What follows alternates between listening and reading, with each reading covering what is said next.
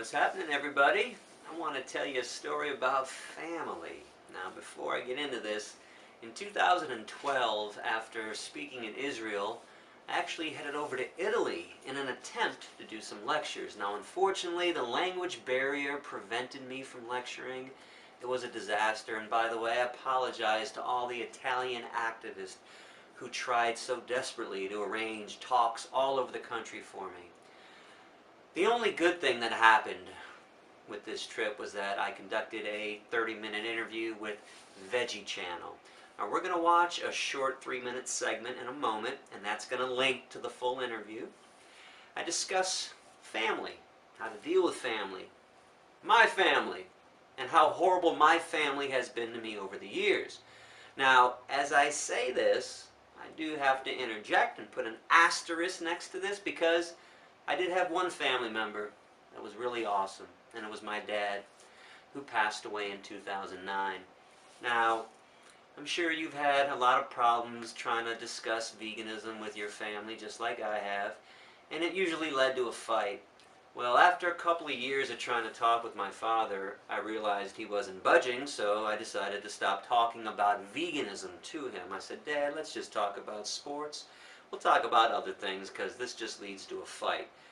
He wasn't let off. He felt my wrath. But, you know, after you're banging your head against the wall so long and there's no progress, there's no reason to continue banging your head. So after, wow, 4, maybe 5 years of not talking about veganism with him, I got a surprise phone call on New Year's Day 2002. It was my dad. And he said, "Guess what? I'm going vegan." I said, "Get the fuck out of here. What are you talking about?" He said, "No, man, I was at my doctor's office yesterday, and I made a joke that my son really wants me to go vegan." Well, my dad's brilliant doctor, note my sarcasm, finally said, "You know what, Ron? Considering you weigh 411 pounds, you're a full-fledged diabetic who takes insulin shots 3, 4, 5 times every day. You have heart problems because of your diabetic situation. You take 7 heart medications. I don't think your son has a bad idea." Now, you got to know my dad, he was a jokester. So his response to the doctor was, "But Doc, I thought you were going to be on my side." The doctor said, "You know what, Ron? I am on your side. Do what your son says." So my dad became vegan in 2002. And that first year of veganism, he was 411 pounds.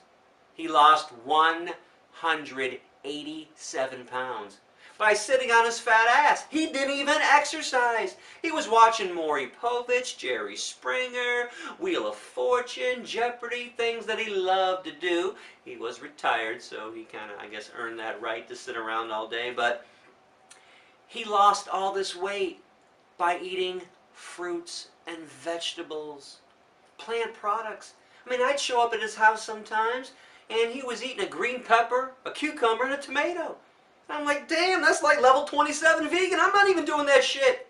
So my dad was basically a raw vegan for that first year. And in that first year, he also took out 4 heart medications and cut his insulin intake by 3/4.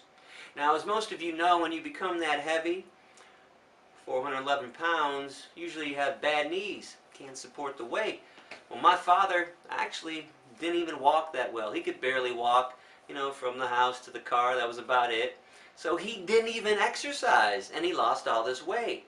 Now, I want to share something else about this story because my father did pass away in 2009 in October. And some people said, "Well, how come veganism didn't cure your father?"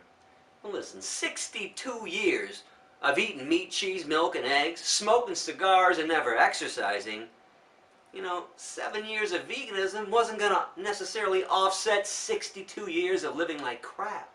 But it gave him 7 extra years.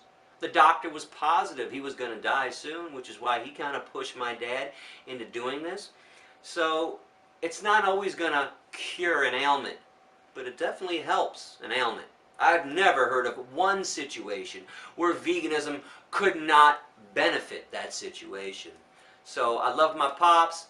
Pops was always down for animals after that 2002 life-changing experience. And just so you know, it started with his health. That was his main reason for doing it. But after a short while, he did start listening to me, and he became an ethical vegan.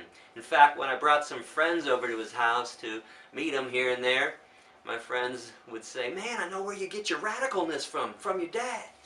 I'm like, "That's my shit! He's using my shit, those are my lines! What do you mean? I made him radical!" So much love to Pops, and I hope you enjoyed this 3-minute clip, and I'll talk to you guys soon.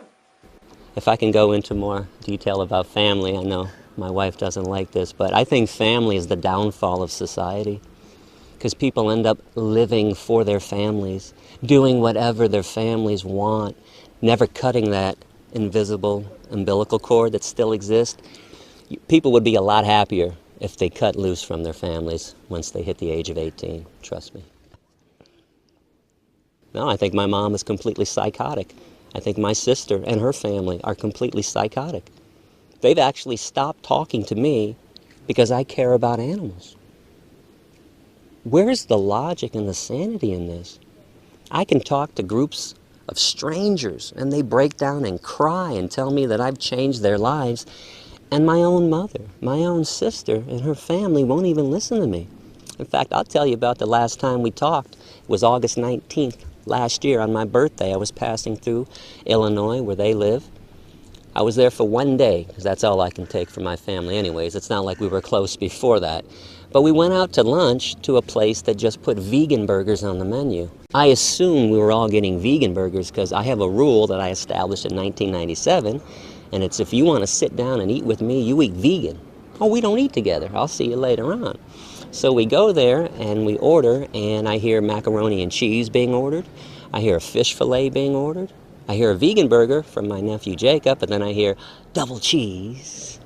So Erica knows how I am. I turned to her and I said, "Did I just hear what I thought I heard?" And she didn't even want to acknowledge. She's like, "Yeah." So I explained to my family, I go, "You guys know when the last time you saw me?" It was 1 year and 7 months ago before that. So we figured it out. It was about 585 days. I said, times that by 3 meals a day. So we agreed to about 1,800. And then at the top of my voice, I said, "You guys have had 1,800 meals to eat whatever you wanted to eat. Today, when I'm in town, you can't have one meal without dead animals and the things that come out of these murdered animals."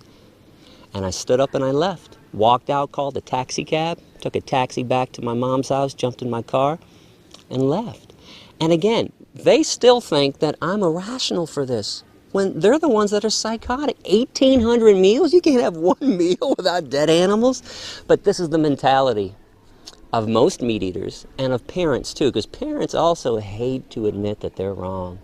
Boy, a parent would hate to say, "Oh, I taught you something wrong," when I don't get this, because you can't be right all the time. I don't know why parents, like most people, can't just acknowledge the fact that they made a mistake, make amends, apologize for the way they've been living, and evolve, change, move forward.